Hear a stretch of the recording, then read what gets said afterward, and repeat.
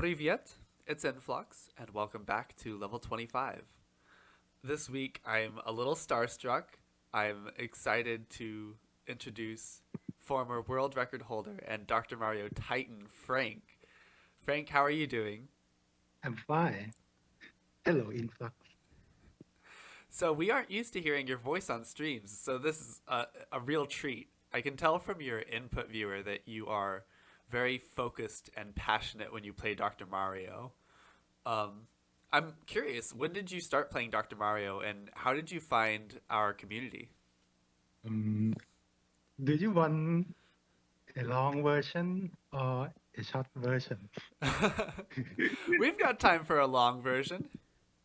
First of all, let me have a word for the audience. Uh, English is not my first language, so uh, my voice might sound a little weird. You said that you self-taught English, yes? Yes, yes. Yeah, that to me is super impressive. I think English is a very weird language, and so I have a lot of respect for you for uh, learning it. So, uh, what was your question? How did I start playing Dr. Mario? Yeah. So I was originally a Game Boy speedrunner. I I run I run several uh, obscure Game Boy games, games that uh, no one knows about. And when I was a kid, I I sucked at Dr. Mario. When I grew up, I feel like I have to get back at this game and you know finally go through level 20. Mm. And so I start teaching myself how to get better at Dr. Mario. But actually, at first, I was going to when I was originally running the Game Boy version of Dr. Mario, and then um, I was going to quit playing it after I got the world record. But um, one day, Dave Smith appeared in my chat. He invited me to join our Discord channel. He asked me if I want to try the NES version of Dr. Mario. When I heard he said that, I thought, oh, the NES version, huh? This, uh, this is going to end badly because the RNG of the NES version is, um, you know, Yeah, not you the know what best. I But then when I get used to the ing, I think I was doing better and better. Mhm. And then I finally have the courage to join the monthly tournament. I think that you definitely uh, are good at the game. You used to hold the world record until Inari took it back. Um, are you still grinding for a world record? To be honest, I'm not sure myself because um, it's just not it's just not fun to play the NES version. Mm, I actually I actually think maybe I am I will soon be moving to play the NES version of Dr. Mario. Mm. But I think I will continue grinding the NES version until I feel um, I hit my limit. That's a good point. also am interested in playing some other versions of the game. I recently picked up an SNES myself, and I'm waiting for my copy of Dr. Mario to come in. The NES Dr. Mario is the only one that I've played seriously since I became an adult. I played other versions as a kid. The N64 version is perhaps my favorite, but I'm curious to see because I don't really have much reference for the RNG, and I'm worried if I start playing the SNES that um, I might not want to come back. Oh, you have to definitely try the Game Boy version. In my opinion, it's the best version, I think. The Game Boy version seems the hardest though, because on level 20, you have hardly Yep. any space at the top. You have to clear horizontally. From level 19 on, the viruses start spawning at uh, row 3. So you don't actually have room to vertical kill the viruses. So you have to eventually teach yourself to kill them horizontally, if you know what I mean. Yeah. So, is that Yeah. what you like about Dr. Mario? Is it the like intellectual challenge of the puzzle? Ah, yes. I used to speed run other platformer games, but you see, other platformer games, it requires extreme rote memory to, Yeah. you know, you have to be almost frame perfect, pixel perfect at every one of your moves. Hmm. But when I start running Dr. Mario, how do I put this? It's a different type of challenge for sure. Rather than frame perfect precision, it's all about quick reaction times, and it's a different speed Ah, run yes, every time you play. yes. So, every chance I get. In my earliest days of Dr. Mario, you made a big impression on me with your combos and particularly the way you use horizontals. I think of my playstyle as a discount version of yours, and I'd like to hear what you think you do very well. I'm not sure myself, but you see, when I start learning Dr. Mario, I watch other people's Mm-hmm. video. When I started running the Game Boy version, back then the world record holder was ACMLM, and so Mm-hmm. I watch how he play and steal his move. I think that's what I'm good at, stealing people's move. And yeah, that's how I'm. That's how I get better at playing Dr. Mario. You see, mm, you can say that uh, ACMLM was my teacher.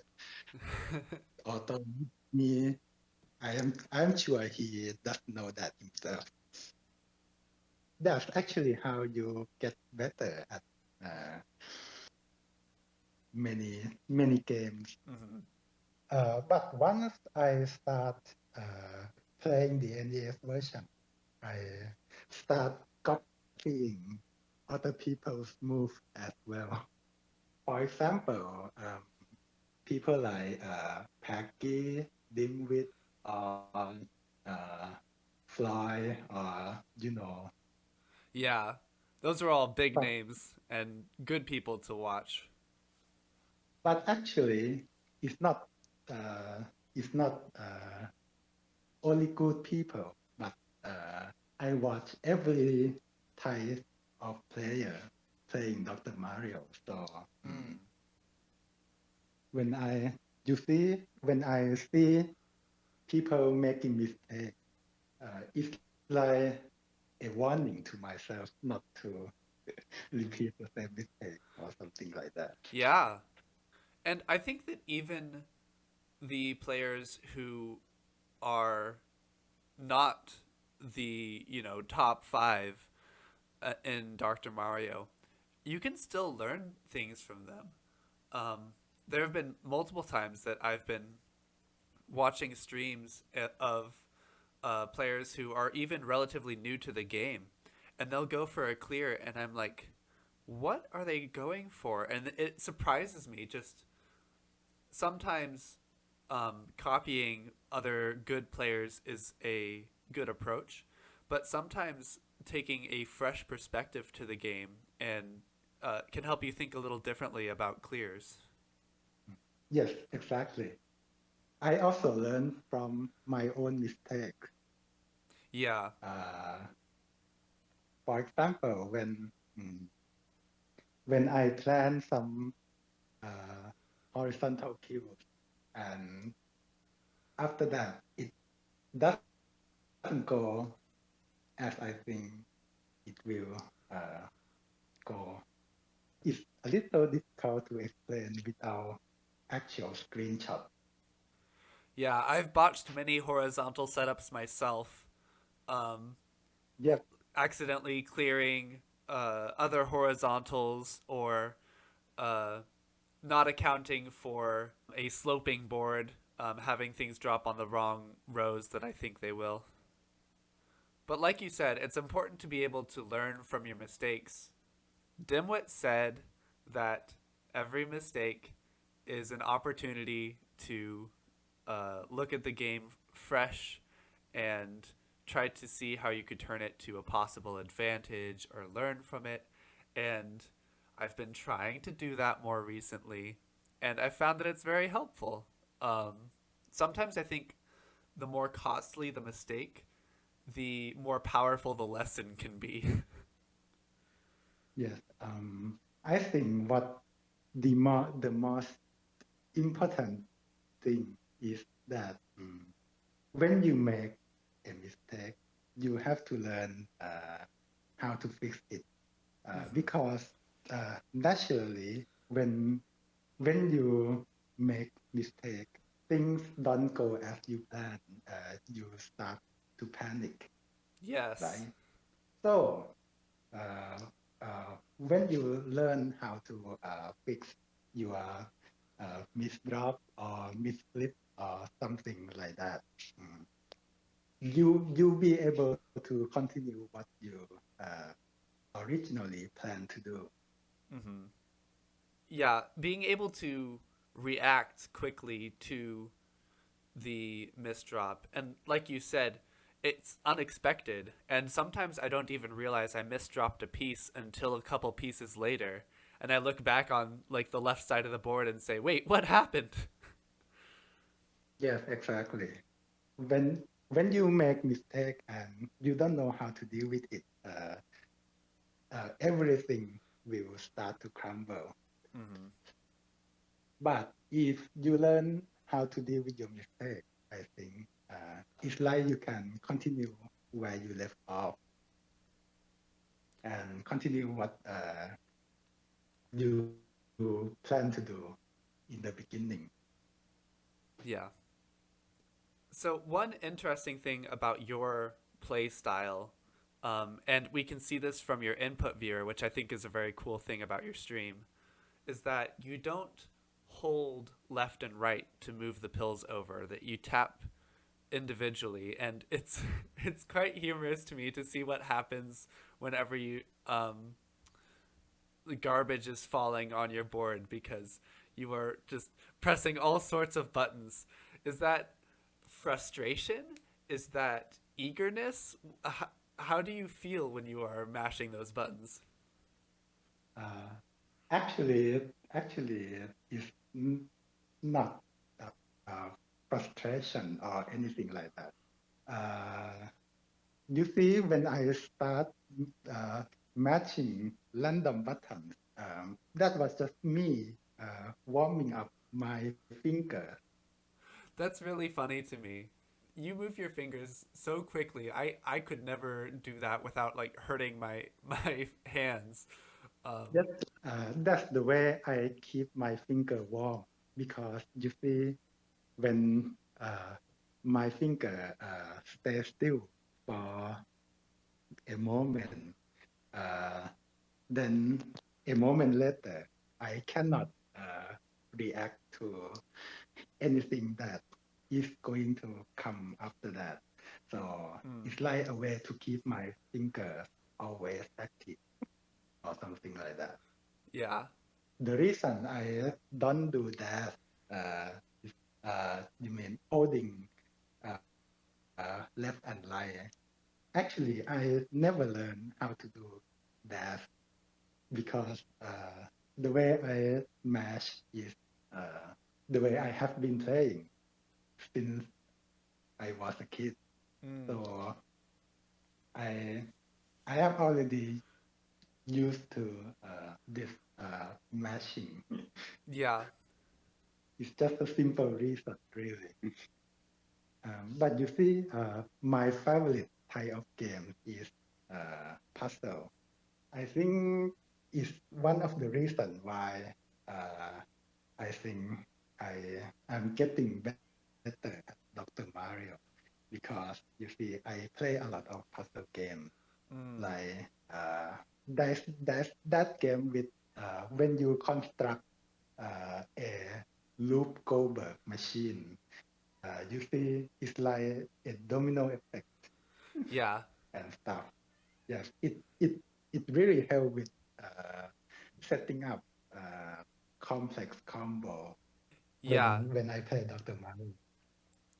And you set up some really monster combos.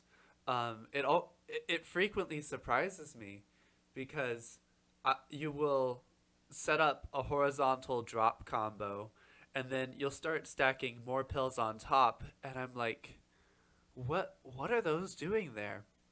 And then I look, 3 or 4 rows down, and I see the viruses that they will fall on, and I just think, wow, like I have trouble sometimes with tunnel vision. I look at a specific spot on my board and I don't think about the rest of the viruses. But you seem to be able to take a lot of variables into account whenever you look at a board and look maybe 3 or 4 rows down. How I set up combos, that's what I learned from watching Inari video. Mm. Yes, uh, I stole his. You can say that I stole his move. So, but at first I really struggled to see beyond the first 2 or 3 chains, but uh, I just kept practicing, I guess. But just between you and me, I actually hate setting up these combos because you see, the only time when I start stacking things up really, really high is when I get uh, a very ugly RNG. I just have no choice but to uh, setting up these chains, and that's really messed up with my brain. Yeah, I totally relate to that. Like the longer you build a combo, the harder. Sometimes my brain just hurts after setting up a big combo like that.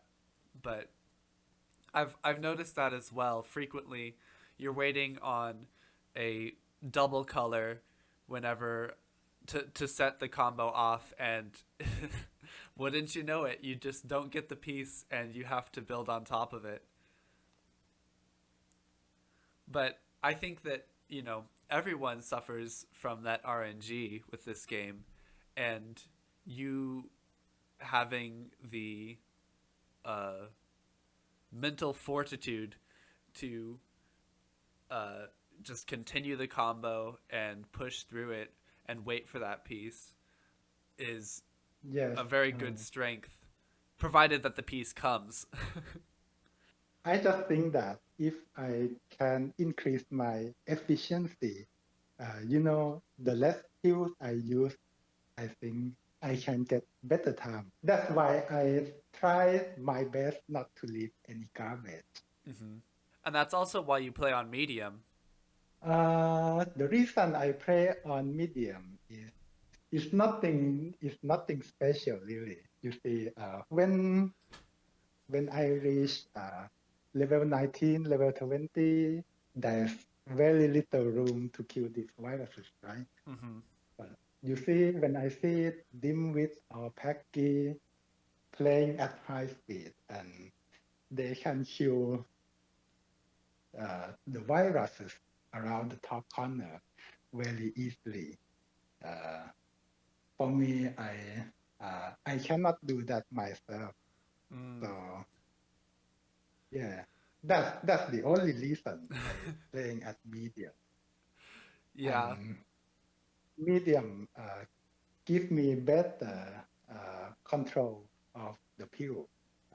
When I want to swim really, really far, and when the pill starts falling really fast, uh, I cannot do that with high speed.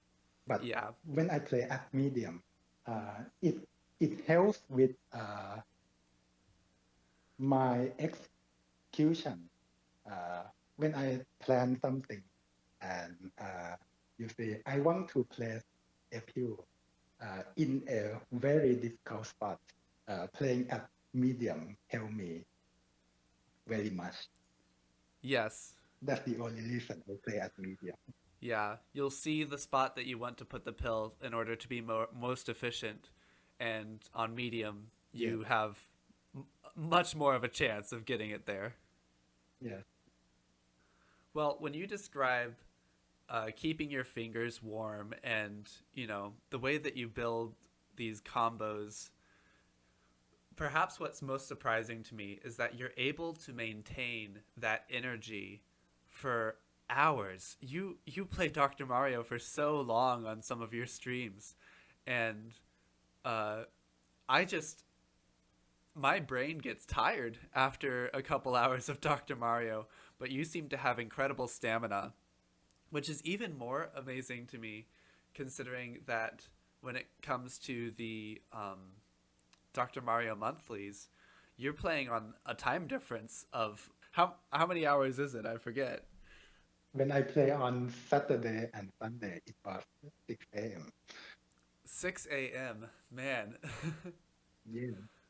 that's too early for Dr. Mario for me.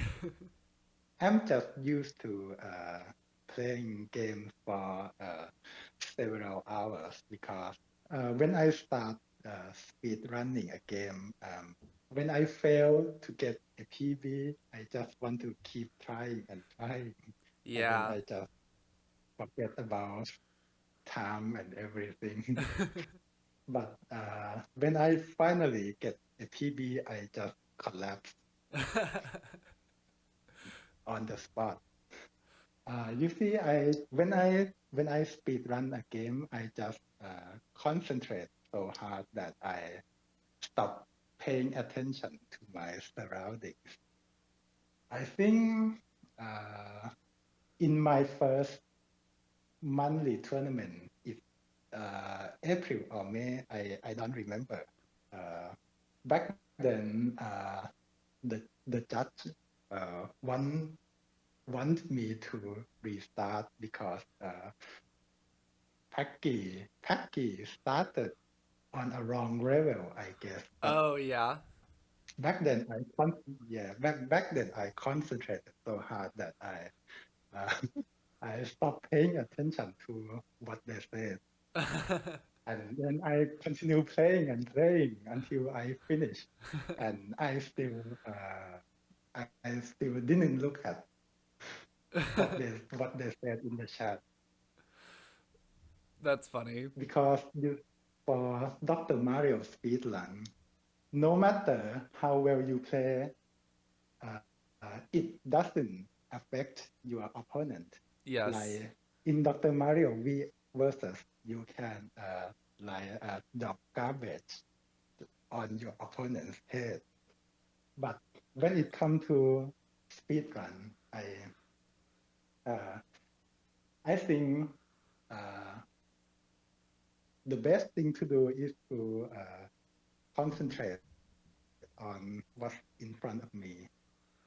Yes. So I just have to get uh, the best time I can possibly get, and just the rest of that just rely on luck and just pray that your opponent uh, doesn't have a better time.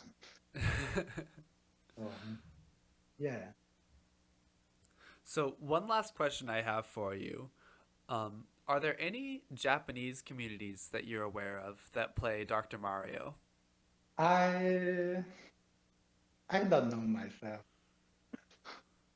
because I have been playing alone for so long until Death Meat came to my chat.